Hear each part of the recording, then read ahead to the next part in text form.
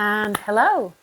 This is going to be a really good episode. I had a conversation with PhD dietitian Nicola Guess, based in London, specializing in the prevention and the management of type 2 diabetes. So this episode is going to be all about type 2 diabetes. What is the difference between pre-diabetes, insulin resistance diabetes, and how do we get better at preventing, managing this condition?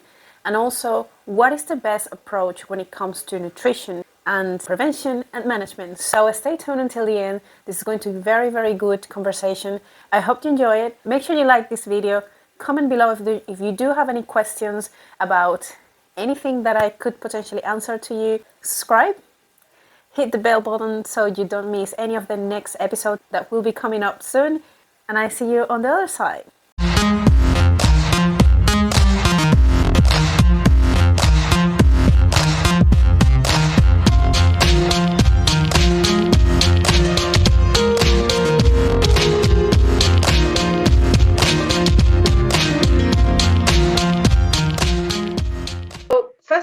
What made you just go into diabetes, especially in diabetes research? Why do you do what you do at the moment? I guess some of it was just serendipitous and some of it was intentional. So after I graduated, I worked as a general dietitian. So I saw every kind of patient in a hospital in East London. So it's a very ethnic, diverse, kind of a deprived area. So I saw a variety of patients. And diabetes struck out to me because it was the one, I guess, condition that I saw where I didn't think there was much good research behind what I was saying. And I didn't feel like I had much to tell patients apart from lose weight. I mean, at least with things like high cholesterol, you can tell patients to make exchanges and there's good evidence behind those exchanges. It's not just about weight loss, there's weight neutral impacts of nutrition. And that wasn't the case for diabetes. So that was really frustrating. And basically most of my advice was, eat less or maybe eat less rice, because lots of patients had a very high refined carbohydrate diet, but that was all about weight loss. So I wanted to do a PhD in obesity, really. But as we wrote it, it kind of made sense to link it to type 2 diabetes because the two are so interlinked. And that's what I did at Imperial. And when I was there, that really changed my whole outlook. Like I realized how much research was needed. And it also taught me a lot about what is quality research and what is nonsense. So that was a really intensive time for me. So from there, I just read and just realized, wow, we know so little about what nutrition can do to help type 2 diabetes independent of weight loss. And that really kickstarted my whole career. So really, I mean, you'll see in most of my work, it's not just about weight loss. It's all about what nutrition can do to the underlying stuff. Beyond weight loss. Exactly. I mean, every patient knows. I mean, ask anyone with type 2 diabetes, ask a member of the public. Everyone knows if you have overweight or obesity, losing weight is helpful. So what I want to do as a practitioner is frankly tell people something they maybe don't know. Correct. That is a really important thing to talk about. Maybe the differences between insulin resistance, pre-diabetes, and type 2 diabetes, because that can be a little bit mixed out and people can not really be understanding what is the difference between these terms. Are they different when we talk about like insulin resistance and pre-diabetes? Are they two different things completely? And when we talk about type 2 diabetes, is insulin resistance always leading to type 2 diabetes or maybe not necessarily? Oh, I mean, that's a really good question. So to start with insulin resistance, it's not necessarily going to lead to type 2 diabetes at all. If you look at figures, I'm bearing in mind here, we don't have a consensus definition of what insulin resistance is. Often we just might say, well, it's high fasting insulin. It could be high postprandial insulin. But even if we say high fasting insulin, hyperinsulinemia, probably 60% of the population have that to some degree, depending on what your cutoff is. Whereas depending on your population, about 10% of people have type 2 diabetes. And so there's clearly, it's clearly not necessarily the same condition, but there is overlap. So type 2 diabetes has insulin resistance as an underlying characteristic. So people develop resistance to the effects of insulin, but type 2 diabetes happens because your beta cells fail. We call it a functional failure now because we're not sure it's, the degree to which it's permanent, but you cannot get diabetic levels of blood glucose without some beta cell dysfunction. And the same is true of prediabetes. So you have insulin resistance all the way over here, and that's really caused by primarily lifestyle. There might be some genetic components in there. When you get to what happens with high blood glucose and it's your beta cells going wrong, that's where it's more of a genetic lottery. So if you look at the fact that you could be 400 pounds and very sedentary and have very good blood glucose control, conversely, you could be a very, very slim individual who's very, very active and have type 2 diabetes. It tells you there's something else going on. And so when we look at the genetics of it, or the genetic causes of type 2 diabetes, predominantly it's at the beta cell. So insulin resistance contributes to and is part of type 2 diabetes, but it's not the defining characteristic by any means. With regard to prediabetes and type 2 diabetes, it's a spectrum. So really the same pathophysiology underlies both conditions. Type 2, we have a defined cutoff, which is a fasting glucose of 7. Prediabetes is just under that.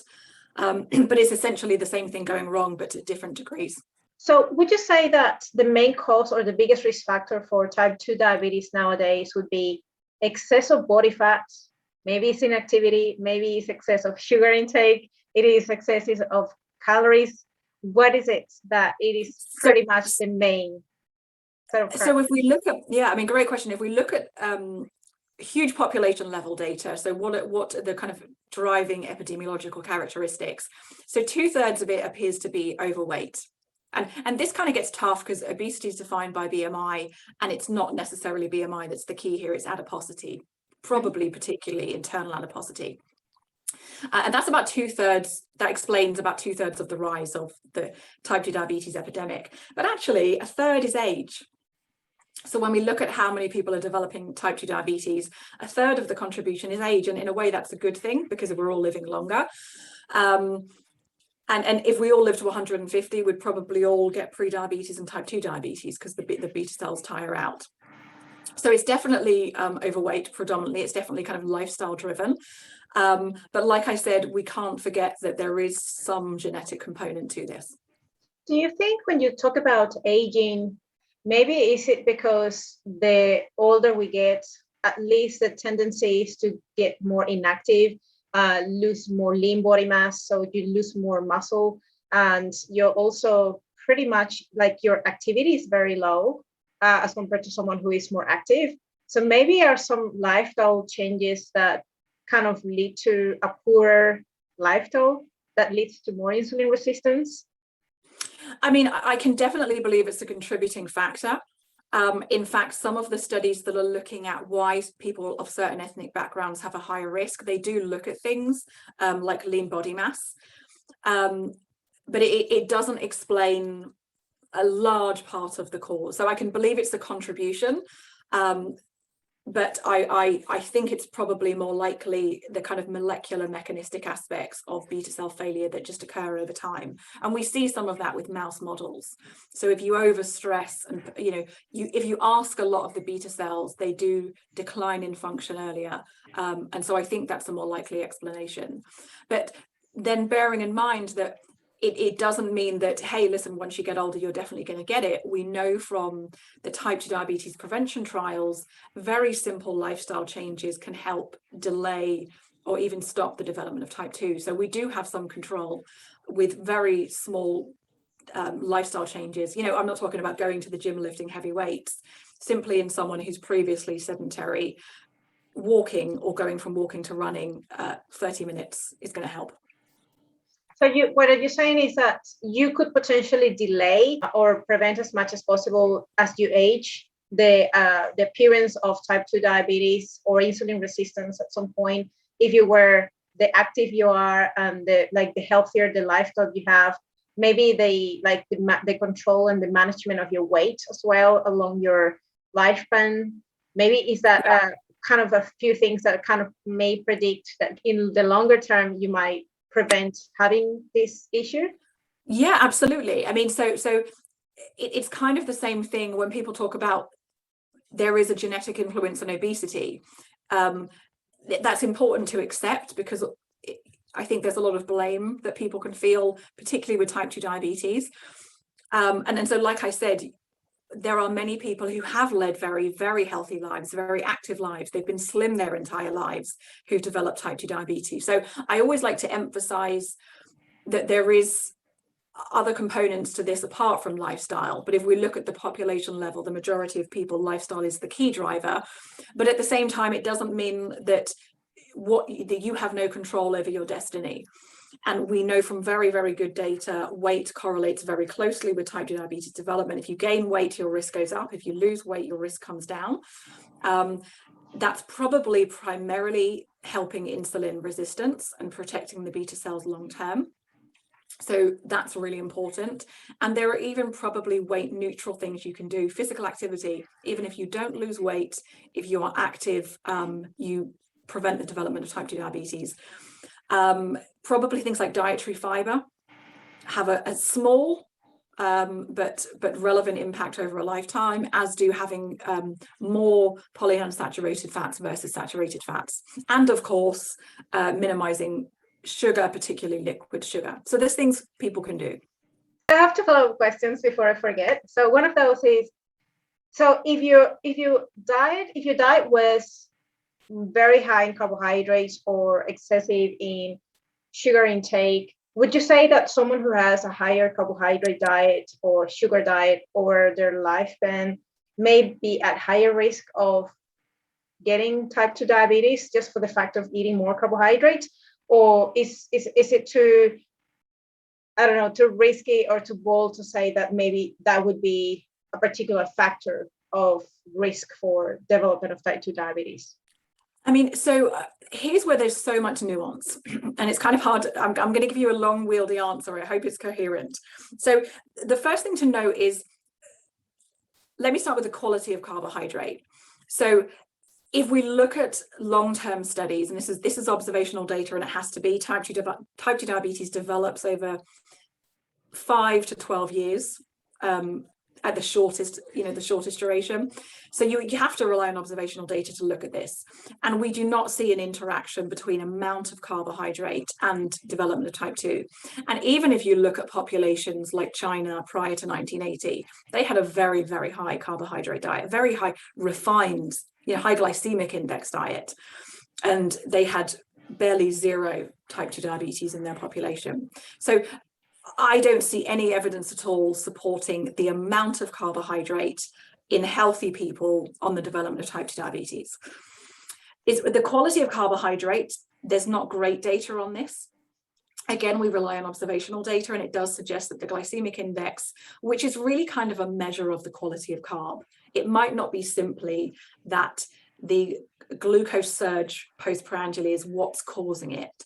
It could be that the kind of physicochemical properties of low glycemic carbohydrates are the things that are preventing or improving health and preventing type 2 diabetes. What do I mean by that? So I think what people tend to do when they talk about glycemic index is they think it's to do with the glucose excursion, then the body having to produce loads of insulin, and that's what leads to it.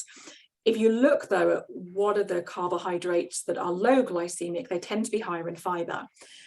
They are not digestible, or at least partly digestible, in the upper gastrointestinal tract. They pass intact to the colon. They're fermented, and a whole bunch of good stuff happens there. So when you're talking about high GI versus low GI, I don't think we can discount I call them the extra glycemic effects of or properties of carbohydrates. So it's basically saying, what does the carb do to your gut? And all of the millions of things that affects, including insulin sensitivity and so forth. So that's my long answer to kind of say the quality of carbohydrate is way more important than the amount, because I don't think the amount is. But there's a but here.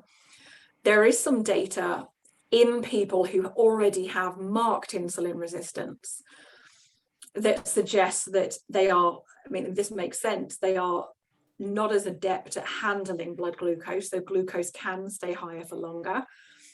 Maybe as a consequence to that, I could see that your body would start to need to produce more insulin. And if that happens for a long enough duration postprandially, and a person is eating frequently, I can buy that could create an unhealthy hormonal mixture, which could hasten the development of type 2 diabetes. But that's conjecture, and we really don't have data to that. So that was my long-winded answer. And it's basically like amount of carbs, no. Quality of carbs, yes. And all of this becomes more important probably in people who already have insulin resistance. If you had poor diet, but not just in terms of carbohydrates, but more like very processed, highly processed foods, probably a very high amount of calories overall. So it's more like being in a surplus on a continuous basis. Yeah. Is that mostly creating that environment for exactly? And absolutely. And so there's a really nice paper, if anyone is interested in this area, by Christopher Nolan, not the film director. He's a scientific researcher, and it's on I think it was Lancet 2012, and it was on the pathophysiology of type 2 diabetes, and he calls it the chronic fuel surfeit. So basically, you've just got too much petrol in your system constantly. So it's not just glucose that's high, the fat content of the blood stays high too. And this, because you're overloaded with calories in the form of these glucose and fatty acid molecules, that creates a milieu that impairs beta cell function, insulin resistance, leads to the development of fat infiltration into the liver, probably pancreas, etc. So you're absolutely right. And whenever we talk about nutrition, you have to always emphasize, is this isocaloric or hypercaloric? And our issue, like I said, when you look at the population level, it's to do with obesity and it's to do with weight gain. Beyond that, things can have an impact on development of type 2, but overwhelmingly it is calorie excess and weight gain. I don't know if you've heard about Dr. Ted Naiman. He talks about energy toxicity, and I think it is a kind of a interesting concept of talking about metabolic syndrome and like that excess of calories, regardless from where they're coming from, but mostly coming from a excessive amount of calories from saturated fats, highly palatable foods, just a very poor dietary choices that makes up a very high energy dense diet. Yeah, I think that's a great term, energy toxicity, because I mean it's what it is. Your body can, if you're isocaloric, your body can adapt to huge changes in macronutrients. You up and down regulate enzymes. You can distribute and use those energy sources as the body sees fit. The body's has an amazing ability to do that. The problem occurs when we overload it, and you and Ted are quite right. You're overloading it with energy, and that's the problem we have. And to me, this is, and I think more people are aligned with this now more and more, this is the danger of ultra processed foods. It's not that ultra processed foods, independent of weight, are necessarily doing anything. I mean, they're certainly not helping the microbiome, but apart from that, I don't think there's great evidence they do harm. The danger is it's so easy to eat lots of it, and then you're in this, and you have energy toxicity. You're in this chronic fuel surfeit. Something you mentioned was the gut microbiome. Is there any research providing some base on how much of that dysfunction or disruption of the gut microbiome could affect or impact the likelihood of someone having more like a higher risk factor for type 2 diabetes or insulin resistance? I mean, not to my knowledge. I mean, my PhD was kind of in the area of this, and I left that a while ago. And so I wouldn't say I'm up to date on all the literature on the microbiome. But whenever I do kind of dip into it, the only studies that I've ever seen are associational. So undoubtedly, there is an association between a certain makeup of the microbiome and type 2 diabetes. To the degree that that's causal, I don't think anyone has any idea really. And whether it's a side effect of energy toxicity, or whether, what the direction of the relationship, I think, is completely unclear. I have never seen a study that suggests anything exciting in humans that suggests that we could manipulate, using an intervention, the microbiome to prevent or help management of type 2. When we think about some risk factors or predictors of type 2 diabetes, like, do you think about the waist to height ratio, triglycerides, HbA1c, like a combination of these markers being high or elevated, or it's just particularly one or two that you're looking at to sort of see, well, this is going to end badly? I mean, so people have done quite a few studies looking at risk scores. So there's a Finnish diabetes risk score and so forth. Diabetes UK has one. And I've seen a couple of papers where people are trying to add in novel markers of type 2 diabetes development. And I don't think any of them are any better than what we get from the risk scores that we have. So, you know, the population level, looking at your fasting glucose or looking at your 2-hour glucose is a good predictor of type 2. That makes sense because you're already on your way. But in terms of if someone sat across from me in clinic, it's exactly the things that are on the risk score. So it's age, BMI or waist circumference, depending on which one you use. Most of I think the Finnish and Diabetes UK has waist circumference, so they use that because it's a better predictor than, of course, BMI. Family history, that's another big one. Things like if it's a woman who's previously had gestational diabetes. Did I mention ethnicity? That's one that comes up and is also a predictor. Blood pressure, all of these things align. So beyond that, kind of these more novel proposals like triglycerides, etc., I've never seen them add much to predictive value. And even more surprisingly, perhaps, even genetics doesn't. So I mentioned that we now have a pretty good indicator of some of the variants that are associated with type 2 diabetes development. Maybe you would think that would help I kind of improve these models, but it really doesn't to an impressive degree. So beyond, like I said, the traditional clinical risk factors, I don't think things add much more. Let me ask you something. Is there any way that you can have insulin high, but like when you have your blood test, you get your markers, your insulin is high, but your fasting glucose is normal? What could that indicate? So if your insulin is high and your fasting glucose at the moment is, or I mean, I say at the moment is low. I mean, that's if anyone has elevated insulin, bearing in mind I'm not a doctor, so I don't diagnose. Most likely that's insulin resistance. It could be things like insulinomas though. But where glucose is low, it doesn't mean that person is not at risk of developing type 2 diabetes at the moment. So if their fasting glucose is under 5.6, so 5.6 millimoles per litre is the US cutoff for pre-diabetes. In general, you would say they have normal glycemia, but they're insulin resistant if other things have been ruled out. And really what that means is that their beta cells are able to respond, and at the moment stay responding to changes in blood glucose level. And can overcome some insulin resistance. Now, of course, you mentioned fasting. It is perfectly possible to have a normal fasting glucose, even under 5.6, and have a 2-hour glucose that is in the pre-diabetes range, or even in the range of type 2 diabetes. So your fasting glucose doesn't tell you the whole story. Absolutely. Is there a difference between having insulin resistance at the level of the liver versus at the level of muscle? I mean, yes, there is, in terms of how the pre-diabetes might present, or maybe even type 2 diabetes present. So typically, and this is based on cross-sectional studies done using very sophisticated tests called clamps.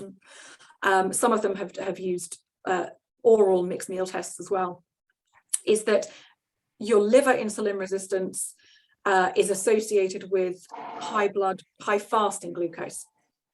So if your fasting blood glucose is elevated, but your postprandial or 2-hour glucose is low, what that generally indicates is that you have hepatic, but not muscle insulin resistance. The converse can happen if your fasting blood glucose is perfectly normal, but your postprandial or 2-hour glucose is high. That generally indicates that your muscle is resistant to the actions of insulin, but your liver seems to be working fine at the moment. And you see this in pre-diabetes. So people often call pre-diabetes, or, you know, we use it as an umbrella term, and it means your blood glucose is high. But of course, your blood glucose can be high in the fasting or postprandial states. and the physiology that underlies fasting and postprandial hyperglycemia are distinct. It becomes less important in type 2 because once you get muscle insulin resistance or hepatic and you start getting these rise in blood glucose, you generally do progress over the years to where your blood glucose is high in the fasting and postprandial states. And you mentioned that at the end of the day, we see that type 2 diabetes is a progressive disease that seems to be more related to your beta cells being dysfunction or like being in a poor state or dying from apoptosis. So what would you say that is like that sort of prognosis in terms of like duration once you're diagnosed with type 2 diabetes? How much like in your research is likely for that to happen, like over the period of 3 years, 5 years, 10 years? How much, depending on, so obviously depending on management? Yeah, so are you asking how long does it take for your beta cells to properly fail? Yeah. I mean, a great question. And here again, let me just emphasize, we use words like fail because we understand what they mean in English. It doesn't necessarily accurately describe what's happening to the beta cells, whether they're just becoming kind of choked with glucose and fat and it stopped them working temporarily and they can come back to life, or whether they're kind of permanently fallen asleep. We don't know at this point. Really for anyone, we have an idea that we do have pretty good data suggesting the longer you have type 2 diabetes, the worse your beta cell health and likelihood of getting them working properly is. In terms of how quickly, though, do they fail, with all of those caveats, I mean, again, the answer is we don't know. And largely the reason is it's very, very difficult to study beta cell function in vivo. We do cross-sectional studies. We have a small number of long-term studies. And so what we know is we get a decline over time, but all of those studies have been done in kind of finite or small specific populations. So they're not necessarily generalizable to the whole population. And so we're left to rely really on looking at other metrics like time to first hypoglycemic medication or time to insulin. And the insulin one in particular is a good metric for an imperfect, but I guess right now the best metric we have, because really we give insulin once the beta cells have failed, because we're replacing the hormone that the beta cells would be producing. So quite often we look at how long does it take someone to go from diagnosis to needing insulin. And how long does that take? I mean, 50% of people need insulin within 10 years of diagnosis, but within that, there's a whole bunch of caveats. So not everyone gets diagnosed once they've developed type 2. Some people might have type 2 for 5-10 years before they get diagnosed. So that's a huge caveat. There's some evidence that people from certain ethnic backgrounds develop type 2 or their beta cells fail more quickly, so they tend to go on insulin more quickly. Obviously, lifestyle factors again are involved in this. And in addition, the age at which you develop type 2 influences probably your speed towards requiring insulin or the decline in beta cells. For example, there's a lot of worrying data coming through that people who are developing type 2 diabetes in adolescence have very, very rapid and quite worrying decline in function of their beta cells. And that's something that is going to be a huge concern in 10, 20 years, because we're getting more and more adolescents who are developing type 2. And do you think that particular population is because of that excessive amount of body fat and lifestyle, particularly like obesity growing, and this is like a population at risk? I don't know the answer to that question, and I don't think we have data right now. It might be because I don't know this. Someone might watch this and go, this person has no idea what they're talking about, but I'll guess. I mean, maybe it's because the beta cells are changing during adolescence, and if you're 14, 15, maybe they're in combination with all of the hormonal changes that happen at that time, that maybe the beta cells are more vulnerable to this energy toxicity that we were talking about. something that's a really good question. I'm going to go look that up, but I'm not sure. But in any case, adolescents developing type 2 diabetes is a huge indication we have a terrible environment, for living healthily, and definitely need to fix it. Is there such thing as insulin resistant at the level of the brain? Oh, I am not. I'm going to say I have no idea. I am not the person to ask that. All of this stuff wouldn't surprise me, because there are insulin receptors everywhere, and you get insulin resistance at the level of many organs, but the brain is not something you should ever ask me about. I guess because a lot of people refer to like Alzheimer's as that type 3 diabetes, and maybe it's just because there's something in regards to that insulin resistance at the level of the brain or something like that. So my answer here is I have no idea. I do remember seeing a couple of presentations, because when I was at King's, there were people doing research on this.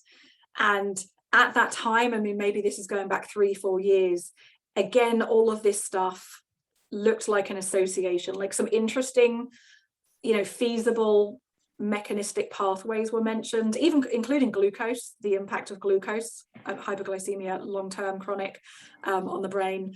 But it all looked pretty associational, but I'm not up on that literature at all, and I'm certainly no expert in Alzheimer's disease. That's all right.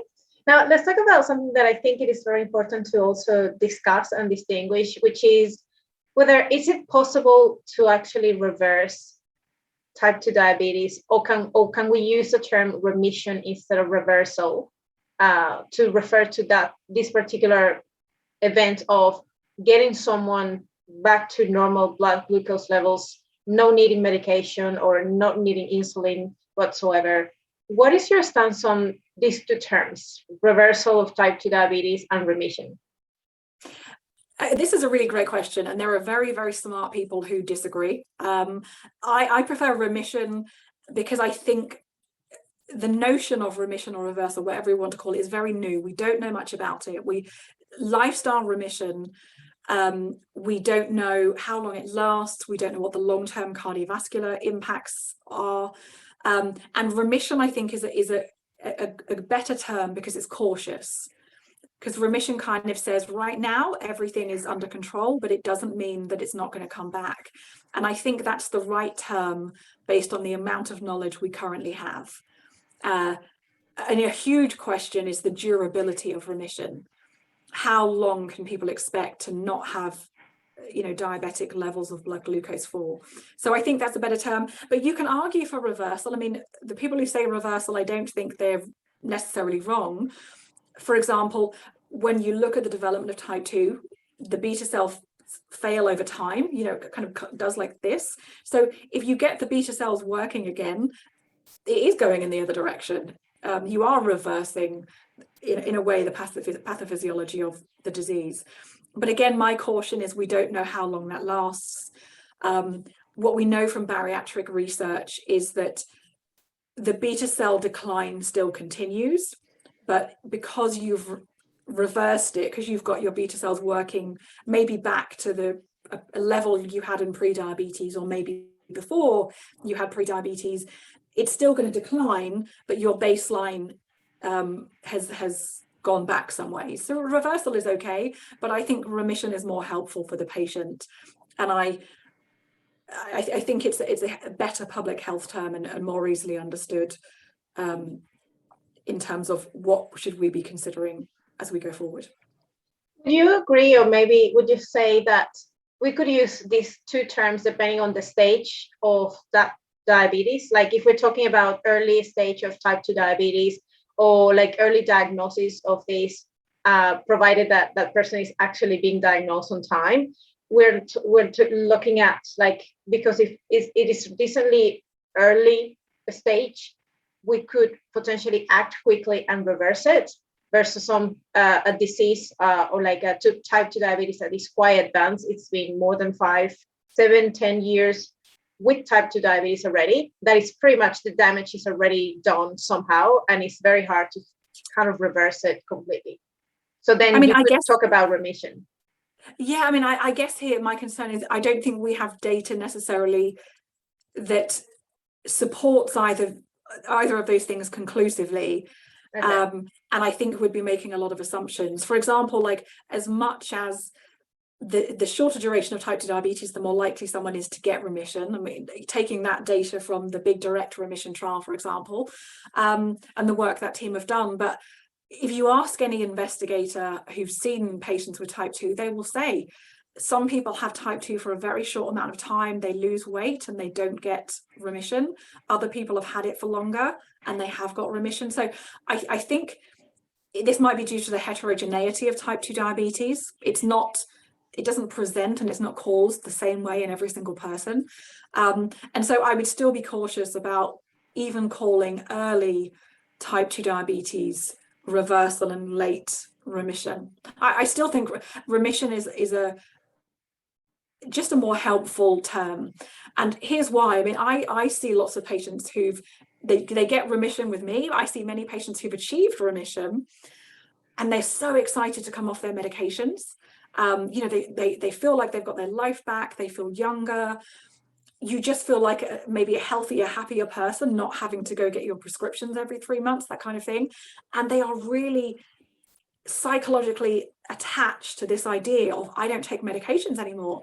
But for many of them, because this is what happens with type 2, even though they're not gaining weight, their blood glucose is creeping up over time. And it's creeping up to a level where you would be concerned about microvascular disease. But many of them are so concerned and so attached to, oh, but I'm in remission, I want to be in remission. They don't want to take medications.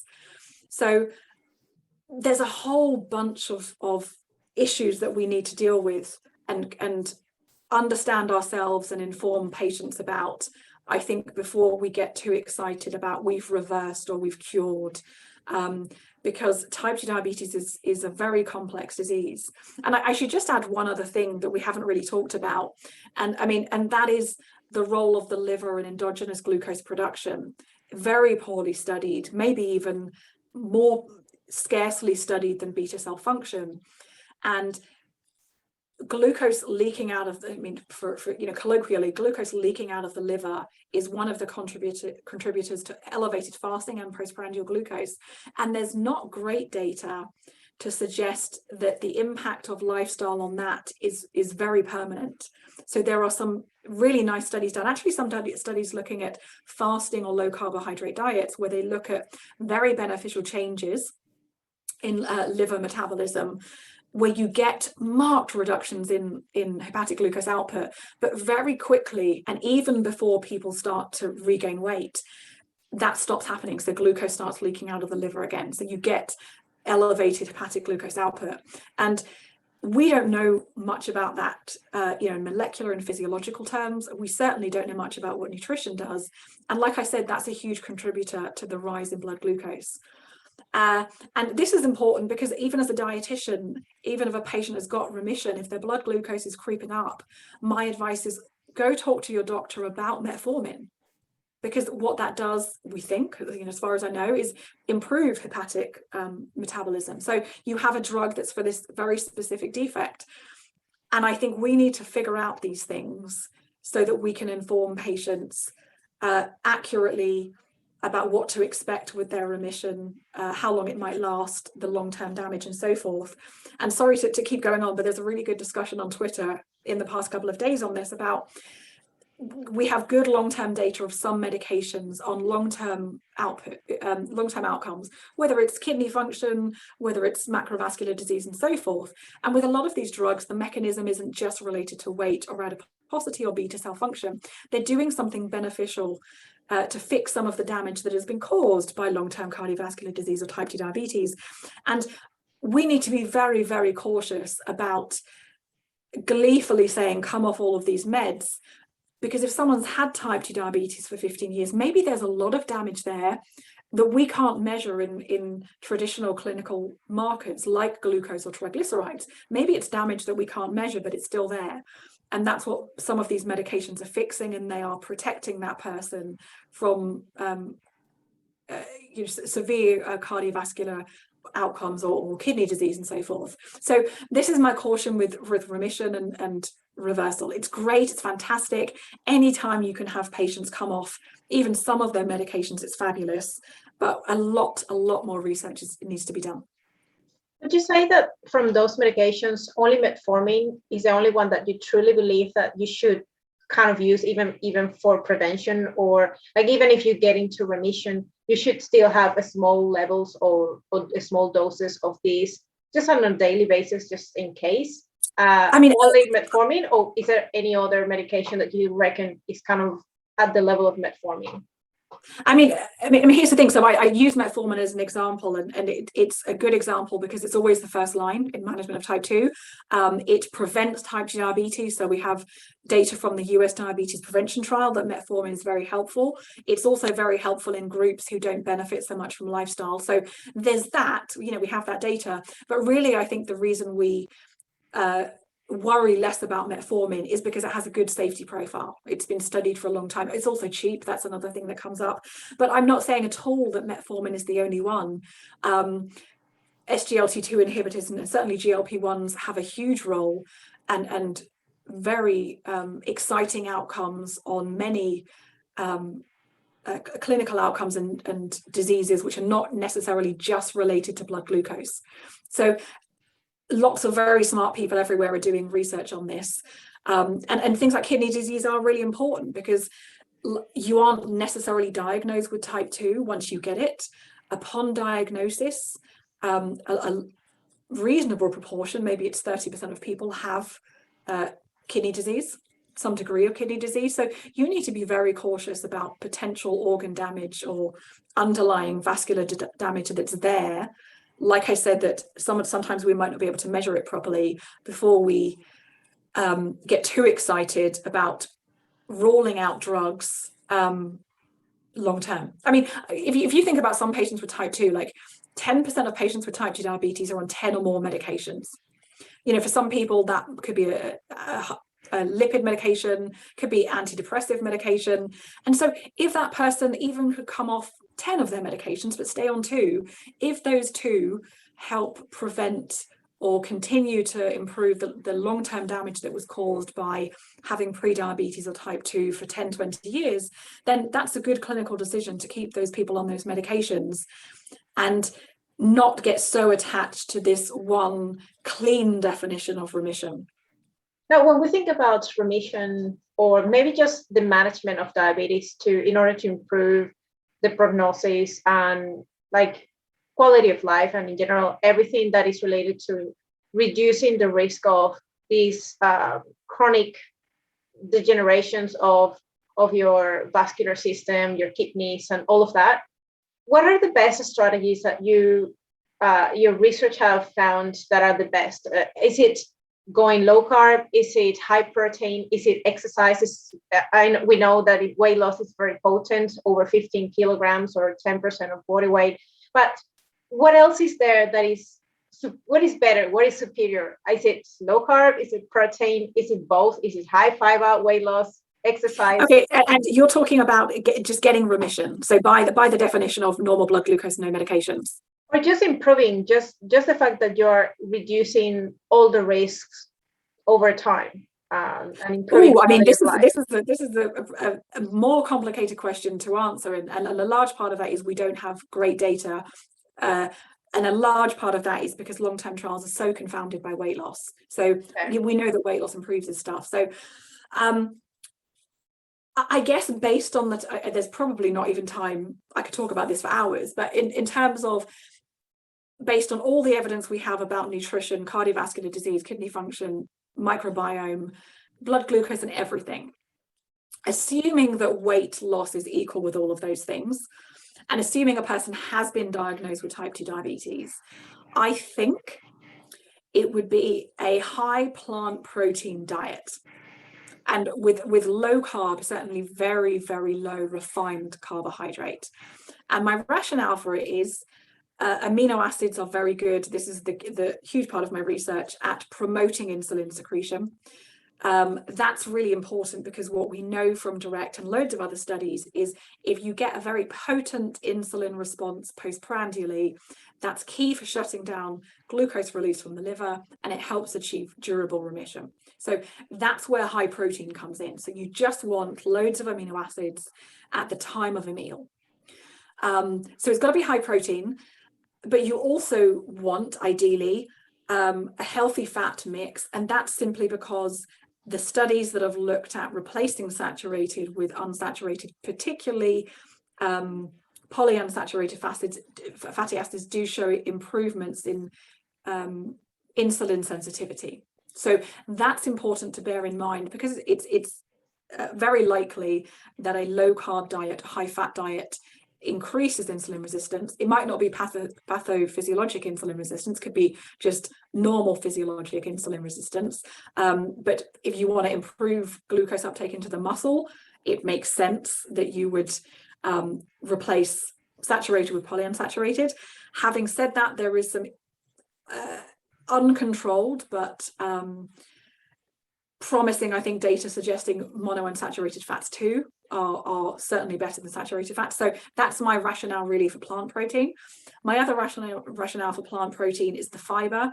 So dietary fiber does a whole bunch of stuff, which, long story short, seem to improve both beta cell function and insulin sensitivity. So that's a good thing.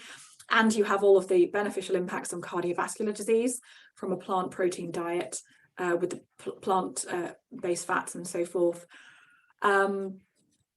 And refined carbs, because the data shows that it, or certainly strongly suggests to me, that replacing carbohydrate with protein and fat, particularly a lot of protein, helps to improve glucose independent of weight loss.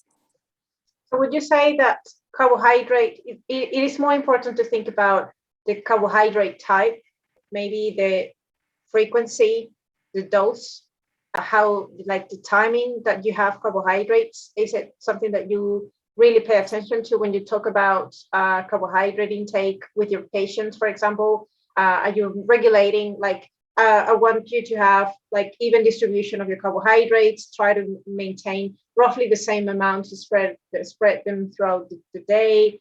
How is your approach with that particular point of carbohydrate intake, carbohydrate distribution, meal timing?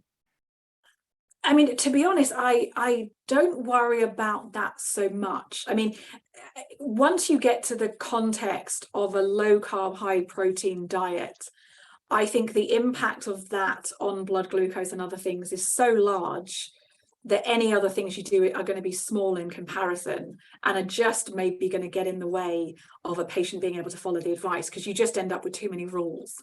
Mm. But on the other hand, if someone's having a regular high carbohydrate diet, there is data suggesting that particularly large proportions of carbohydrate at night and getting a large amount of your energy at night is detrimental insofar as insulin resistance, cardiovascular disease, and I believe even blood pressure. So there's a bit of context here to how much this stuff matters. I mean, I would say the same is true of time-restricted feeding. I'm not that excited by time-restricted feeding, I've got to say. To me, it looks like the data's promising for early time-restricted feeding. So in other words, having all of your calories earlier in the day and not having so much later at night. But it looks to me, based on the papers I've seen, the effect size is pretty small. No, and it's pretty, I mean, it's pretty small, exactly. Given the effort and the impact on your quality of life, I think, to stick to it. Yeah. I have patients on keto, like super low carbohydrate. I have patients who are vegetarian, vegan. I have had patients on all kinds of diets, meal replacements and so forth. I've never had a patient who could stick to early time restricted feeding. Because it's just the way we live our lives. Eating is a social affair, and I think that makes it difficult. So in terms of distribution of macronutrients and so forth, in the context of the diet I talked about, kind of definitely low refined carb, high protein, plant predominant, I don't think any of the other stuff really matters that much. When you talk about lower carb or low carb diet, how much are we talking about? Are we talking about less than 100 grams of carbohydrate per day? let's say 150 grams, how much is low carb for you? I mean, that's a really good question. And again, like we don't have good data. It will be influenced by so many things. It will be influenced by your calorie deficit, by your exercise, maybe stage of diabetes, and obviously all of the other confounding factors, which are protein and fat type.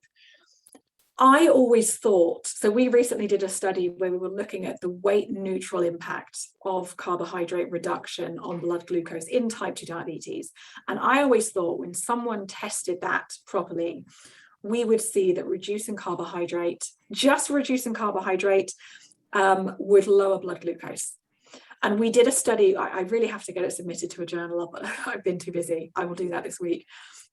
We did a study looking at this, and we didn't find any impact of modifying the amount of carbohydrate. Now, there are lots of caveats to this. One is that we compared 30% of calories from carbs to 10. So we went 10, 15, 20, 25, 30. So maybe within that small range, it wasn't large enough to see a difference.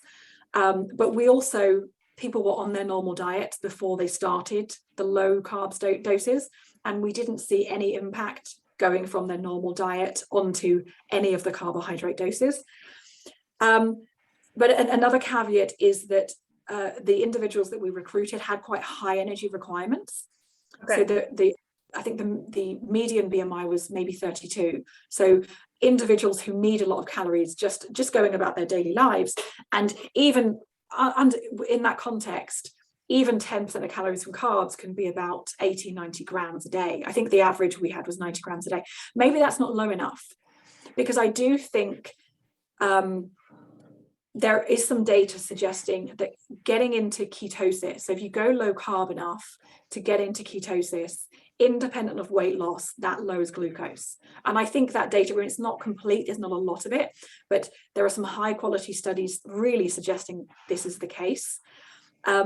And there is a study that was done by John Little, who's in Canada, who looked at exogenous ketones in type 2 diabetes. He did an acute study, then followed up with a 12-week study. And again, you see a not huge reduction in glucose, but clinically meaningful reduction in glucose simply by adding ketones into the diet.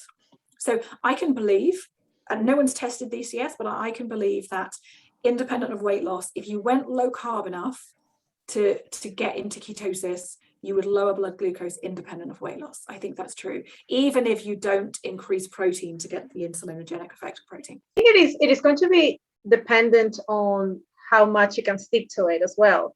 Like if you're someone absolutely. who is impossible, like you love eating your vegetables and you're like, you have a decent amount of carbohydrates, but most of them could be, let's say, lower GI, high fiber, complex carbohydrates, not refined carbohydrates. But like when we talk about someone who is vegan or vegetarian, like a great deal of carbohydrates or the diet is going to be based on carbohydrates somehow.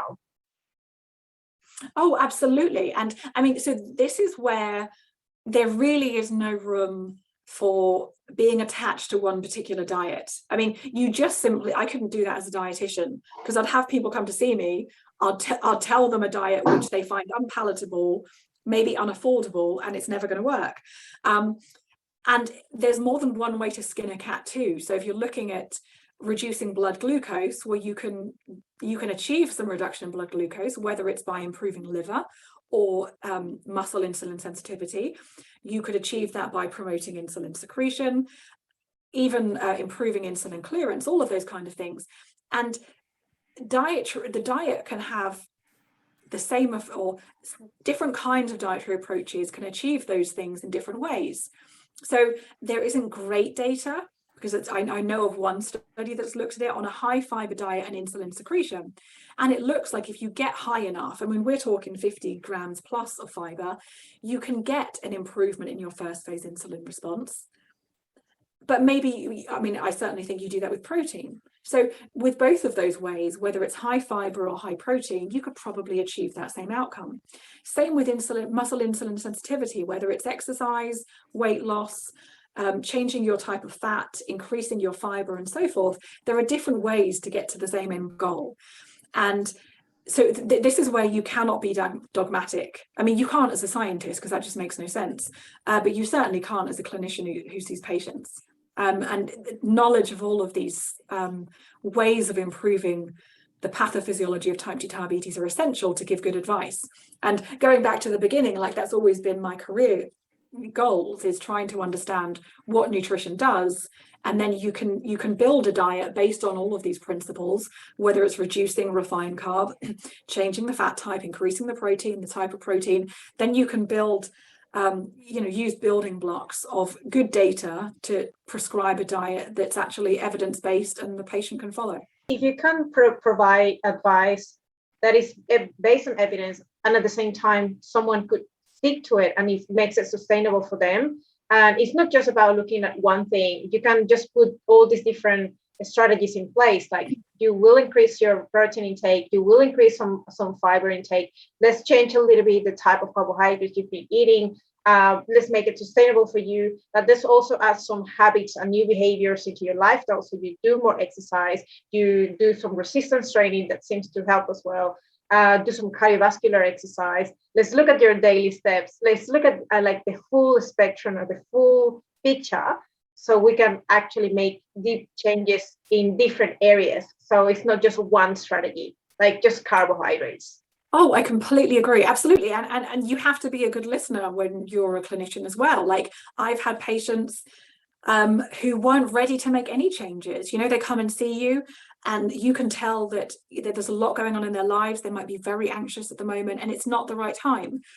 Other patients, I think sometimes we live in this ideal world where we want perfection, where we want every patient to get remission and every patient to have this perfect lifestyle, where actually that's not the way the world works. And you cannot put your value or your culture on another person. They might not view their goals the same as you. They might be studying right now, so all of their effort is based on achieving their career goals or professional goals. So right now they just want to improve their diet a bit. And so you have all of these factors. Like I have many patients who are not in remission. And that's because my job is not to tell them what they should be doing. It's to listen to them and work with them to achieve what they want to do right now and feel like they can do at the moment. You have to kind of negotiate with them and get to a point where they will be compliant as much as they can.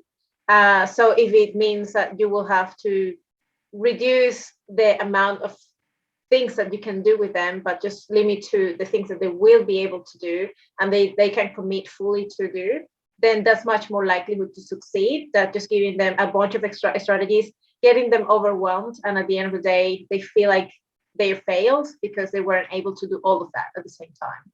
Oh, exactly. If something is too overwhelming, like we kind of talked about before, if someone, I mentioned the diet, which I think is one of the best diets, which physiologically best diets, which is high plant protein.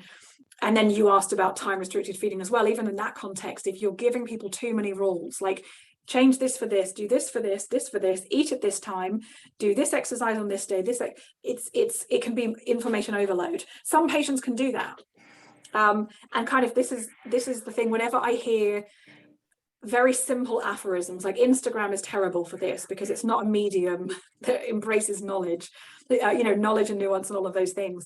But you have like these very silly aphorisms, like you can't outrun a bad diet, exercise isn't useful for weight loss. Like maybe it's not at the population level in trials, maybe it's not, but recognizing that actually I've had patients, maybe they've changed their diet slightly, but they've lost 10 kilograms because they were training for a marathon and they got into running. So, and equally at the other side of the spectrum, people call diets extreme just because most people can't stick to them. Like, is it true that keto is very difficult for very many people to stick to? Sure.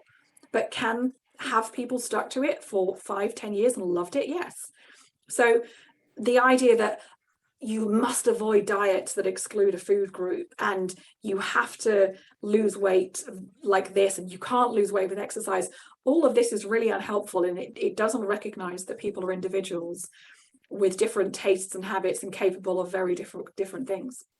That's why I always support the idea of try to find what is going to work for you. And if it means you can try any diet you want.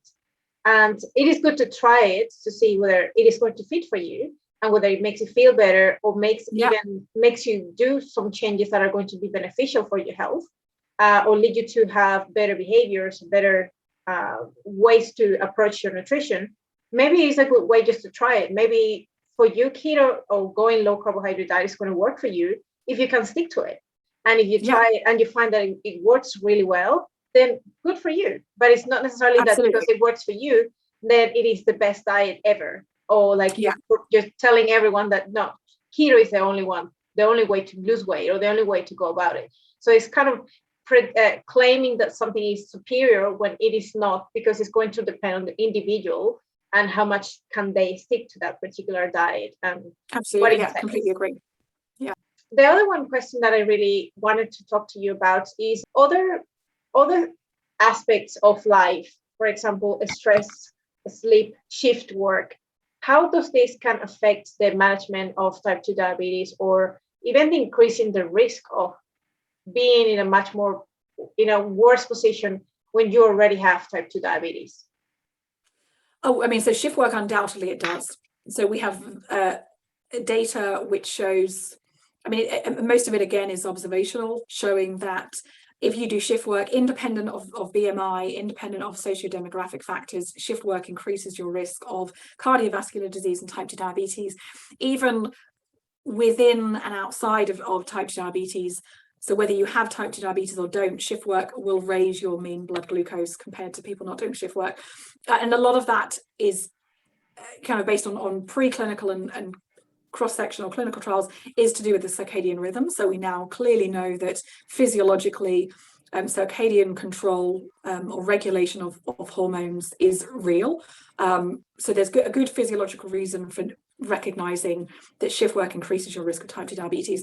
But obviously there are other factors too, that the kind of jobs that you might be doing with shift work could impact your dietary intake and your stress level, whether it's working in a hospital, being a taxi driver, and also your lifestyle. So how much exercise can you do if you drive trucks overnight for a living, for example, or drive a taxi or work in a hospital? You're not going to be exposed or be able to pick up necessarily healthy food compared to someone who works from 9 to 5 and can maybe cook 3 meals a day. So there's that. So shift work undoubtedly does. What can we do about it? We really have no idea right now. So I'm doing a study with another dietitian called Rachel Gibson at King's College, where it's a cross-sectional kind of data assessment study at this point. We just want to understand more about what people are eating. How does that change before, during, and after night shift? Same with exercise and same with sleep. And we want to take that data, work with people who have type 2 diabetes and do shift work, night shift work especially, and develop targeted advice and targeted programs to help them. Because right now we really don't know how to help people control their blood glucose better. We know that their A1C goes up, or A1C goes up in night shift workers with type 2 compared to people who don't do shift work. Is that a reflection of blood glucose running high all the time? Is it during the whole period of shift work? Is it at certain times? So we want to get more granular information to know how we can intervene. And with regard to stress and sleep and all of that, mechanistically, I think we know that these things affect type 2 diabetes in molecular terms. So they do change the underlying pathophysiology of insulin resistance particularly. But again, there are also responses that the body has to stress and a lack of sleep. Again, they're physiological, which increase our food intake. And so indirectly, that increases our risk of type 2. When you mentioned about night shift work, do you reckon, or like it is one of your hypotheses, thinking that maybe the people who work more inconsistently, let's say some days of the week they will work throughout the night, some of the days will work throughout the day, like that inconsistency makes things worse, as opposed to someone who might be consistently working during the night, but because it's consistent, they can sort of adjust relatively consistently to that particular routine, whereas the other makes things a little bit more wacky and changing all the time. Because you're throwing the rhythms off and then the body's just getting used to, like jet lag, your body just gets used to the change, and then you go back again. I mean, I think the thing with type 2 diabetes, particularly, you have to consider people who are on medications, and particularly prandial medications. So where people are taking medications at particular times, specifically to manage their blood glucose around a meal, for example, that, in my view, is where irregularity really becomes a problem. And I say this, about night shift work, that obviously a person can't help, if they do night shift and then they've got to look after their kids during the day, what can you do? But even with alternate day intermittent fasting, for example, I think that becomes really tough. And I mean, your increased risk of hypoglycemia and other things as well is the irregularity of it, that our hormone regulation and so forth is circadian, and our hormonal control is so much more all over the place if we have type 2. Then you throw in exogenous medications. Insulin would be the clearest example of this. I think that then gets very difficult when the lifestyle is irregular.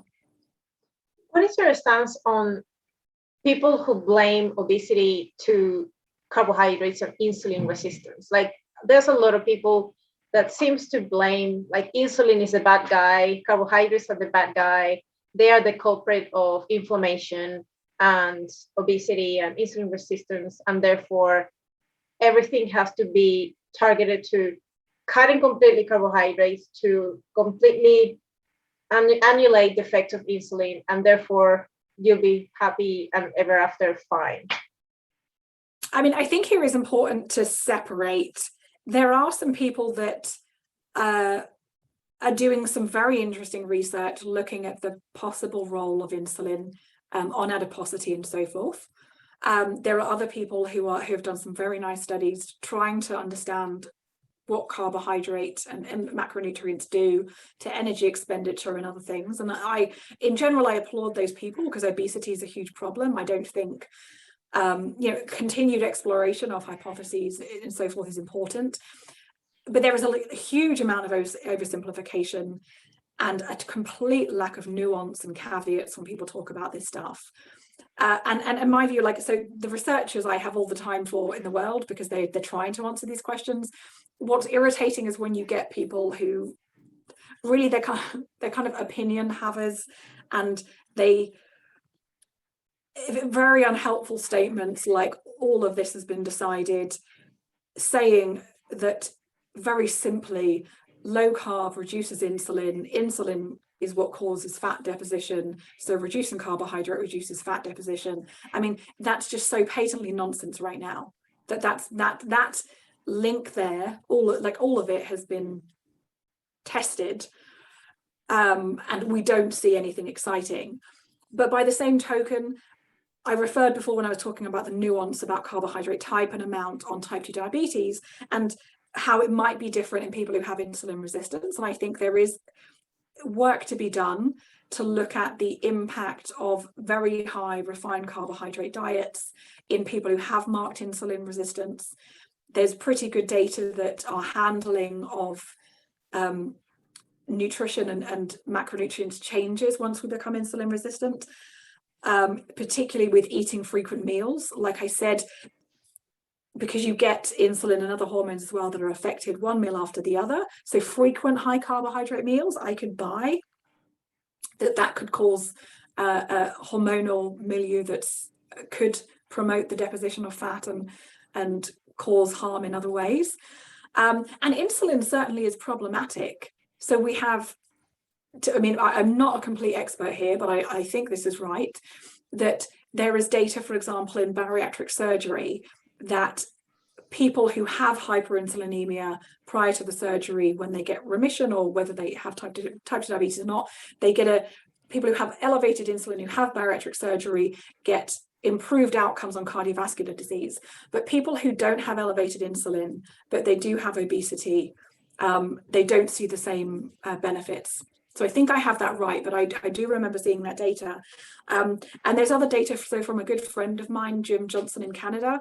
He did a nice study looking at very small physiological changes in insulin on adiposity, and it was in rodents. But the good thing about rodents is you can follow them over the life course. And I think he showed some pretty exciting data suggesting insulin has an independent role in adiposity. What that might mean for diet, we don't know. So this is where people really, I think, miss the caveats and the nuance here. Is when you say high insulin, what do you mean? Do you mean it's high fasting? Do you mean it's just high after a meal and goes back down again? Do you mean it's high all the time?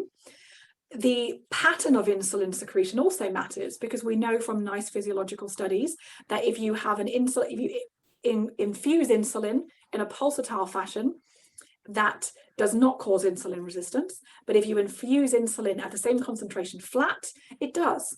So whenever you're talking about what does high insulin do, you have to consider kind of the qualitative properties of the insulin secretory response.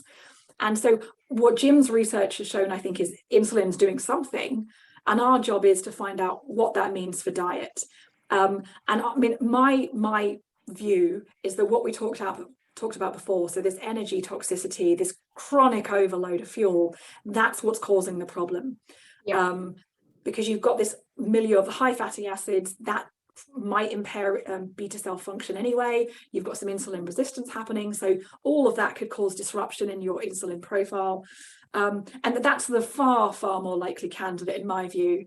And I would also add, I mean, we talked about this before, if carbohydrates are causing obesity, which I don't think they are, I don't think they're a huge causal factor at all, even if they contribute to adiposity in some people, I would be surprised if it's a significant effect size. Anyway, but even when you say all that, what do? Put the whole population on low carb? I mean, we've tried zillions of free living randomized control trials, and people, not everyone can stick to it. Like we said, some people embrace it, they do really well, but that's not a solution for the obesity epidemic, because we know that not everyone's going to do that. So I think scientifically, there's some things to look at, but as opposed to a solution, no. I think at the end of the day, what we were talking about, being able to find what works for you and whatever you can stick to for the longest term. Like if you see yourself doing this for the rest of your life or for the next decade, then that's something that is a diet that is sustainable for you. And if along that you can embrace new behaviors, new habits, add some exercise, and change some of that nutrition and dietary choices, then that is a good thing. And if we on top of that can add a higher protein diet and some plants and good nutrition, then things started heading to the right direction. Well, I mean, and here's the thing, and it's also very, very important to make a distinction when we talk about what's the right diet. Who are we talking about here? So when people talk about the role of carbohydrate in causing the obesity epidemic, to me, there's not an ounce of evidence that's consistent evidence that that's the case at all. I do not think, I think that's crazy that carbohydrate has caused the obesity epidemic. But other questions are, and the same with type 2 diabetes, that for the majority of the population, assuming that person is not overweight, you can have a wide variety of intakes and kinds of diet that will barely influence your risk of type 2 diabetes or obesity. Of type 2 diabetes or cardiovascular disease. And the thing is as long as you don't gain weight, the weight gain is the thing that is causing all of these diseases. So when we talk about the best diet and is low carb a problem, should we all go low carb, whatever it is, a distinction should be made firstly between the slim population. Notice I didn't say the whole population because we're not anymore, but a slim, healthy population, what's the right diet for them? As long as they don't gain weight, actually diet has a very, very small impact on their risk of many diseases. Then you come to people who already have a disease, whether it's obesity or type 2 diabetes, what's the right thing for them? And that's really where it comes down to what they can do themselves, because it's going to be by that point fairly, for lots of people, quite dramatic. And it's going to have to be something certainly they stick to for a long time. So I think these are nuances people miss when they say, what's the right diet for everyone? Absolutely. Now, my last question, and I think it is that a lot of probably low carb advocates would say that carbs are not essential. Obviously, that it is something that we can discuss, because if we discuss the term essential, maybe we can say that maybe it's not essential on the fact that we can thrive without exactly. glucose. Yeah. But at the same time, our body can produce it on its own without necessarily consuming external carbohydrates. So if we attach to the actual meaning of essential, it makes sense. But when we think about different populations, or like we think about athletes, or more about performance or the utility of carbohydrates in improving or optimizing life or performance, then we can sort of discuss whether carbohydrates and the sources of carbohydrates make sense to make them part of your dietary choices. So what is your stance on that? Yeah, I mean, to me, the whenever I hear people say carbohydrates are essential, to me, the biggest thing that tells me is they don't understand physiology. If someone's saying your body needs carbohydrates, then that's patently false, and that worries me. But then, exactly like you said, food isn't just, people don't think about food in terms of, or most people don't, what's my blood glucose, what are my triglycerides? People don't think like that. So whenever you talk about essential, physiologically essential, physiologically, I think you used a nice word like optimizing, or thrive, like thriving, that's another question, certainly with regard to performance and things, that is not my area. But again, going back to what we talked about, food for many people is so important for socializing. It brings lots of enjoyment. It's about what they can afford. And increasingly it's about what our planet can provide. Whether we like it or not, that's going to influence, certainly in 50 years' time, what lots of people are able to buy. So oversimplifying with nutrition is never particularly helpful. But certainly I worry when I hear dietitians, because I mean, this is my profession, so I'm protective of it. When I hear dietitians say, oh my goodness, you cannot exclude food groups and you have to have carbohydrate in the diet, that just makes me cringe, because it's not true. I agree. And I think it is mostly because when we think about carbohydrates, there is such a wide range of sources of carbohydrates. We are looking at, vegetables and plants, and these are of course, I mean, fiber is a carbohydrate. Carbohydrates Correct. Don't have to be glycemic. Correct. And like we do have a wide range of carbohydrate sources that are probably very rich in other micronutrients. So if we do have them in our diet, maybe it is beneficial. We're not saying that you're going to die if you don't have carbohydrates, but maybe some of those carbohydrate sources may be helpful. So it is about absolutely. And this is one of the things when I hear people saying that the whole population, we should adjust to a carb-free diet, and that's a real worry, because lots of the population get many essential macronutrients through fortified foods, and those foods at the moment are generally cereals. So, for example, folate is a big concern across the population. I mean, I use that as an example because it has a dramatic impact on a really key outcome, which is the health of a newborn infant. And it's such an important micronutrient that we advise women who are planning to get pregnant or pregnant to supplement with it. And what's always been difficult with recommending supplementation with tablets is that 50% of pregnancies are unplanned. So you then consider a scenario where we've advised the entire population to go low carb. Let's say they do, they won't, but let's say they do. It is very likely many people would be deficient in folate if their diet's not very, very carefully planned. And what happens when they get pregnant, don't realize they're pregnant till 6-10 weeks maybe into their pregnancy? It happens. So all of this stuff is a huge concern.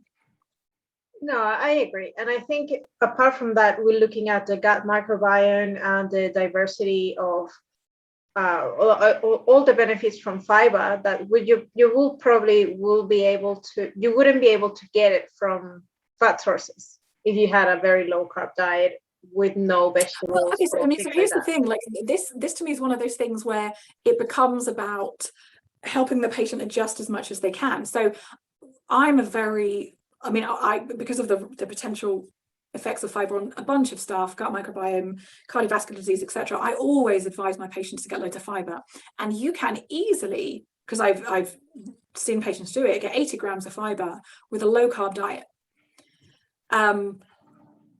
but it's the planning that comes in, and likewise you could get your folate, you could get enough micronutrients with a low carb diet. It's just it depends on the kind of low carb diet you're having. And people who've never worked in public health, and we kind of see this with the I guess the pandemic, the messages you give to the population it sounds simple, like wear a mask, don't, or cut carbs, or don't. There are a million potential consequences of that you may not have seen, and so this is why people are cautious. And when you ask me about people saying that carbs are the problem and everyone should go low carb, here's the difference to me between kind of the scientists and the people who are just advocates for low carb, but they couldn't really care less, it's just a way for them to write books. Is, people are starting these campaigns to lobby the government to have everyone maybe go low carb, but the government panels are full of people who are scientists, and they know the data, and they will be looking at the likely micronutrient profile of a lot of these diets and thinking, well, we eradicated many of these micronutrient associated disease long ago with fortification programs and so forth. Like, why would we want to go back? So everything is a lot more complicated than sound bites. Yeah, it sounds like the right approach to sort of reconsider the way nutrition is being approached recently. But now that we've sort of gone and covered quite a lot of topics, nutrition related and all things diabetes, is there any future research you're working on? Something coming up very soon? Well, yes. So as we talked about at the start, so my interest is in helping people with their diabetes. Type 2 diabetes is the area of my research, independent of weight loss.